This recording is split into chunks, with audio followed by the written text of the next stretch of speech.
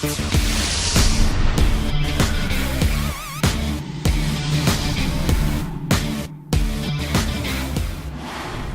friends, Shadylikeatree here, and welcome to your MLB 15 review on PlayStation 4. We're going to hit the highs and the lows. We're going to have a, quote, sad sandwich with some good, some bad, and some more good. We're also going to talk about the new mechanics and the other things that MLB 15 tried to improve this year. Just for a frame of mind, I will go ahead and say that I've played probably 50 full games in various modes, whether that be Diamond Dynasty, Road to the Show, Franchise, or Exhibition. So I'd say about 50 games in total are what I've played. I'm going to provide examples in this video whenever possible of some of the things that I talk about, especially in the bad section, because I want to demonstrate them for you because they might not be as big of a deal to you as they are to me. Overall, I would say that MLB 15 is an improvement from last year. Not as so much a significant improvement, but there are a lot of little things that they did that really bring out the strengths of this game and kind of minimizing some of the things in the past that haven't really been of the highest quality. Is this a game you can skip? Certainly. Would I suggest it? Depending on your budget of how many games you're planning on buying in any given year. I was very happy with my purchase, and I in fact traded in MLB 14 to help cover some of the costs of this. But at the end of the day, it's really up to you whether or not you upgrade every year, and I think that if you have a very limited gaming library, then maybe you consider passing up, but I do think it's worth it. So there were a number of new mechanics that were introduced this year, including the licensed equipment from places like Rawlings and Louisville Slugger. There were some other gameplay improvements that are mentioned, such as cutoffs have been improved, and I really like these new mechanics. The cutoff mechanic is excellent. The new way that you can hit is pretty fun if that's your type of thing. I'm more of an X button swinger, very limited controls on the swing, but all in all, I think the new mechanics work out in the favor of the gamer. And it's just really slightly better than before, and I think that's what they should strive to do each year. Since Major League Baseball implemented instant replay into their regular games, that also has made its way into MLB. I have not run into any instances of this.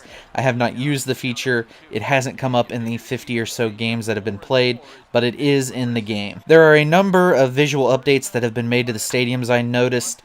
Kind of chief among them was the seasonal sun and shadows. Instead of before in the games when, you know, it would be a day game and having the same kind of time passing in each game, based on where your team is playing, the sun and the shadows play the way they kind of look on the field during that month of the year if you're in franchise mode or season mode or what have you. That's how they come out. They don't, you know, they're not the same each time. We're going to start with the good non-gameplay parts of the game. I'm going to save the gameplay part for after the bad, kind of create a bad sandwich, so you don't think that, you know, at the end of this video I've just gone through all the bad and you think it's a bad game. But there's a lot to go through here, so we're going to get right into it. Some of the good with the non-gameplay, load times are much faster than any previous year in most of the modes, especially Road to the Show.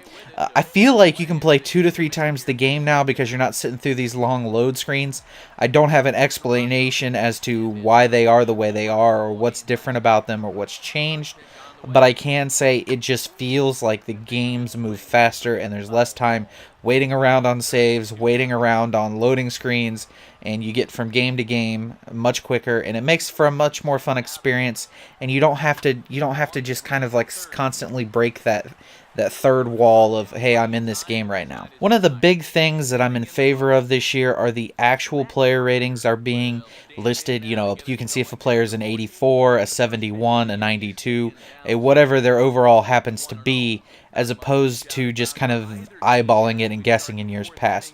You know Billy Hamilton's a 91, you know Joey Votto's an 86, you know these players are what their ratings are, and you don't have to kind of guesstimate based on a little red bar that's not very accurate. One of the things I noticed I really liked in franchise mode was the better trading mechanism they have. instead of just saying, well, this trade isn't going to work out in a couple days, it kind of gives you some instant feedback saying, yes, this team is going to probably do this trade. No, this team is definitely not going to do this trade. This trade's about even. If they're looking to sell, they might throw it your way. Who knows? I think that's kind of a better way to do it, because it's really hard to just kind of throw trades out there and see what sticks, and maybe you're overpaying for players in the past. But this year, I think it makes it much easier to just kind of see what you have to do to make the trade happen and kind of get the best deal you can whenever you feel like you need to make a trade. I made a number of trades already in my franchise, and it was a lot easier, a lot simpler, and I feel like I got the value I wanted in return. Kind of the last thing I wanted to talk about under this topic is that you get rewards for playing all the time, which is very nice. After every game, you get a certain number of the MLB in-game currency. You also get a player card that can be used in Diamond Dynasty, and all of this can adds up to adding to your Diamond Dynasty, so you're earning Diamond Dynasty rewards outside of that mode. You're earning coins that you can use for your Road to Show player, use in Diamond Dynasty, use in various other ways that you can earn in all modes, so it doesn't really feel like you have to play one mode or another to earn the rewards that you want. Moving right along to the bad, we now have a handful of bad things that I didn't really care for this year, or I thought that were issues with the game. Number one, Diamond Dynasty can on occasion have long load times. This is similar to Madden Ultimate Team, if you've heard me complain about that.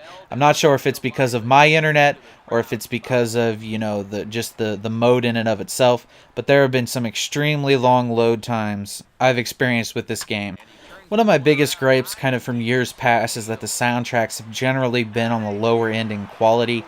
This year's is just flat out god awful. It's all the same type of genre, and I think when I think of baseball, I think of a number of different personalities from all walks of life and vast different musical tastes.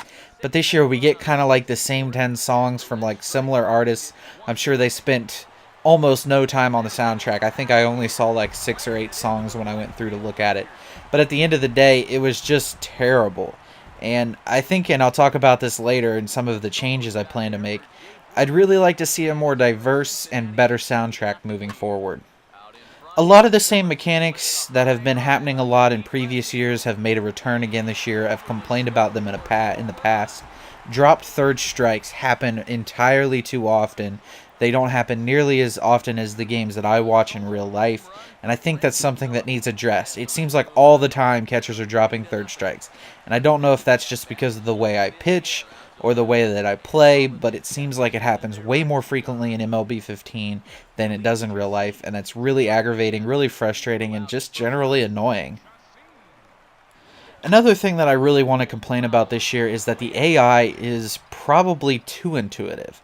I know this might seem kind of counterproductive and kind of counterintuitive, but at the same time, you know, taking home, you know, stealing home, I guess, from second base when the ball is hit to the third baseman doesn't ever happen in real life. I don't care what happens, but the way the AI works is it's happened to me probably 3 or 4 times. I think there might even be an instance of it in this gameplay. Another instance is a ball was hit to Billy Hamilton in center field, and he had kind of backtrack on it. Well, he threw it into the cutoff man, and by the time the ball got to the cutoff man, the guy was already heading for home. I threw the ball home, and he was able to avoid the tag and get there. So he essentially, on a sacrifice fly to kind of middle deepish center field, scored a run, which was 180 feet, which I don't think has ever happened in the major leagues. It might have a long time ago, but I've never seen it, and I've seen probably thousands of baseball games in the last 20 years.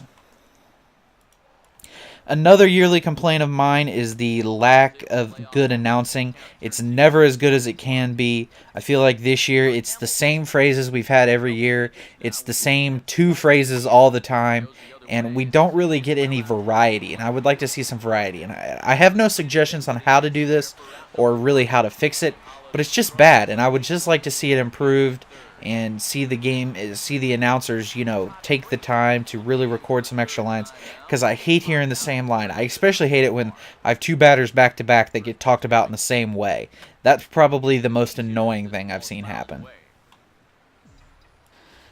One of the minor complaints that I have about this game is that there's the lack of personalized items. Sure, there's, you know, each player has his own kind of look and each player kind of has his own licensed equipment and things like that. But one of the things that really bugged me was they missed Jason Hayward's weird-looking ear headpiece thing on his helmet. I think that's kind of a big kind of part of his game, and I didn't see that on him, and I think that that's something that should have definitely been added in. I'm sure there's other instances, but I'm not really familiar with a whole lot of other players other than, Reds and National League Central players. I couldn't tell you a whole lot about, the National League East and the American League teams, but that's just from what I've seen that hasn't really worked, and I'd like to see more of. My final complaint today is something that really, really bugs me. Pitchers being hit on the mound by line drives that come back to them straight as an arrow and nothing happens to them. And it always seems like every time a pitcher gets hit, it results in me getting an out, even though I've crushed the ball right up the middle at, player level. It's frustrating, it's annoying. I wish they would figure out a way to make it work, but I mean, so much so is the lack of hits, but it's also the fact that the pitcher comes out of it acting completely normal as if nothing happened. If a pitcher got hit in the waist by a line drive, he would not only go down on the ground and not be able to make the out, he would probably more often than not come out of the game. But it seems like every time a pitcher gets hit that I hit, nothing happens to him, and they don't even send the virtual trainer and manager out to talk to him, which that kind of bothers me, and I really wish that's something else that they would take the time to fix, but I know it's not the easiest thing in the world to kind of implement new mechanics, so I give them a partial pass on this. But moving forward, and I'll talk about this towards the end, this is something I want to see implemented. Moving on to the good gameplay parts of the video now. It was emphasized this year that I think it's true, that players take better routes to the balls, especially in the outfield. Not everyone has this sort of lazy running approach that they've had from the past when they're nearer at the wall. People actually try to get to the spot more quickly, more effectively, and I think that works out better for all involved. It looks better, it feels more natural, and it's none of this kind of weird kind of way that they do it. It looks more authentic, I guess is what I'm trying to say. Some of them go after it with mixed results. I know that some of the lesser defender players, and this was part of the design feature, struggle to get to the balls quickly enough and have really hard times on defense. But at the end of the day, I think it all adds to the realism of the game. There are a lot of really minor gameplay advancements that have been made in this game this year. I can't really place my finger on them, but the game overall just feels better, responds better, and makes me happier. I'm sure those who have worked on the game and made the game could explain it even better than I could, but they're too minor to really talk about or understand, but I can feel they're there, and they improve the game. One of those features I can place my finger on is the better sliding mechanics. Before, you could tell every time if a player was going to be out, but now players actively try to avoid the ball. There was an instance in a game I was playing just today, in fact, where before the player would have obviously run straight into the tag, but now since they avoid the tags, he was able to get around the tag and score, which was ended up being the deciding winning run for me. And, even when they look like they've been beat to the plate, they throw these weird slides where they try to roll over and they try to, do a bunch of different things to avoid the tag. And sometimes it works, sometimes it doesn't. But at the end of the day, they're more authentic, realistic slides that you can really get behind and you can really see Major League players do, especially Billy Hamilton in real life. He does some of the things I see in the game, and they've really implemented that, and I think that adds a whole new element to players being safe and out, and it's much less these days something like, did the throw beat him to the bag or not, because that doesn't matter anymore, because the player can still avoid the tag. Generally, however, if he's beaten by a mile, he's out. He's always out. Baseball these days seems to be about metrics and statistics and all these advanced stats and metrics, things that I don't know how to get or really truly understand, but a lot of the advanced stats that I do understand are in the game, and they are useful to some degree. You can kind of see where pitches are being thrown. I mean, that's always been in the game, but you can also see batting averages, you can see percentages, you can see kind of a diverse how each player likes to hit, how each pitcher likes to pitch, and you can really kind of form your game around that and kind of learn what the pitcher's going to do next and try to guess and kind of have that mental mind game that makes baseball really kind of a game of the mind versus more of a game of the body. It's much more strategy involved this year than it has been in years past. which kind of, again, it's one little thing that adds to the experience of the game and helps improve the overall kind of immersion of the game. Something else that I've really liked is that the ball boys now kind of react more instinctively to the ball, and it kind of like they'll play it off the carom or they'll actually go out and get it, and they're just kind of more active than they've been in games past. This is yet another example of the kind of layered depth that the game has, that it's included and brought to MLB 15, that's kind of carried over and been improved upon from MLB 14. Visually, the game got an update in the stadium and in the crowd. Both of these have had a slight overhaul. Dugouts look a little bit more alive. The crowds kind of move and flow more naturally. And I noticed when I was playing a night game at Great American Ballpark, the lights that light up at night there lit up here. And it wasn't this sort of just blanket of white-yellow light from the stands. You also had the red of the power stash. You had the lights around the boathouse. You had the lights that are out on right field over the standings bar. All of that is included in the game, and it just adds another layer of detail that makes the game that much better looking and that much more real looking. Another thing they've added this year is they've added instant swing feedback. You can see if you were tardy, if you were late, if you were very late, very early, too early, whatever the words they want to use, and you can use that to kind of judge how you're handling each pitch. It's not super helpful for the next pitch, but you can kind of guess where you are on the changeup. You can see where you are on the fastball, and things along those lines that help you make better decisions at the plate and kind of help you tune your swing in-game versus having to take batting practice. That's all I have, is really some of the things I wanted to make a note of for this game. But right now I'm going to take a minute and we're going to talk about the things that I'd like to see them do next year. I know that none of the developers will probably ever see this video, but at the same time I think I can offer some improvements and some suggestions that would be good for future discussion moving forward to help this game grow and improve on a year in, year out basis. Adding in those individual player items, as I mentioned before, like Jason Hayward's helmet, that'll all help add another layer of realism. I know it can be kind of difficult to do that, but that's kind of a pipe dream. And something else that I think could just, like I said, add that layer of element and make it all more realism. Because at the base, this game mechanically is about as good as you can get. The only way you can improve this game, I think, moving forward are the little tiny improvements and the new ideas and the new features that make the game seem more real. One of the things I'd really like to see implemented in Road to the Show is a way to have the benefits of batting practice be more than just timing. I'd really like to see the pitches before a game, the warm-up session, actually have some impact on your player. Maybe not a whole lot, maybe just 50 to 100 development points, maybe not even that much. But I'd like to see there's some kind of added benefit to that, because I play it every time because I like the timing. And I think that, that time can be used as an improvement. Maybe there's a mini game before each game to make those more common. I'm not sure. But I'd like to see that time not be wasted on just practice and actually have some added benefit to the character.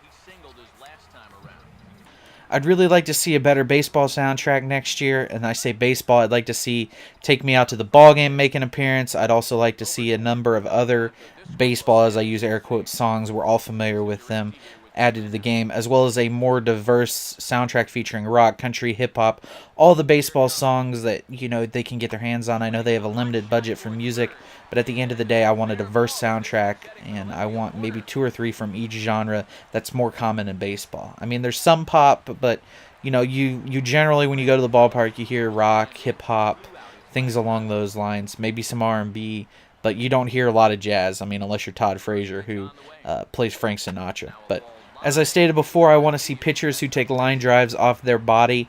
I want to see them have some sort of negative effect for the next batter, or have to come out of the game more often, or something along those lines. But I want to see it have an actual effect and not just be some visual thing that happens and the announcers make 1 or 2 lines about, and then it's as if nothing happened on the next batter. My last suggestion is just to tune up the AI and make it even more real for next year, make it even better and more improved. Do some of the things I suggested in this video, and I think next year's game can be a really great hit. If you guys have any questions or any suggestions or anything really in general that you want to know about this game or how it plays, I'll be around in the comments to answer them as best I can. My name is Shadylikeatree. Thank you very much for watching. If you made it to the end of the video, please leave a like and let me know. If you're not already subscribed, consider doing that.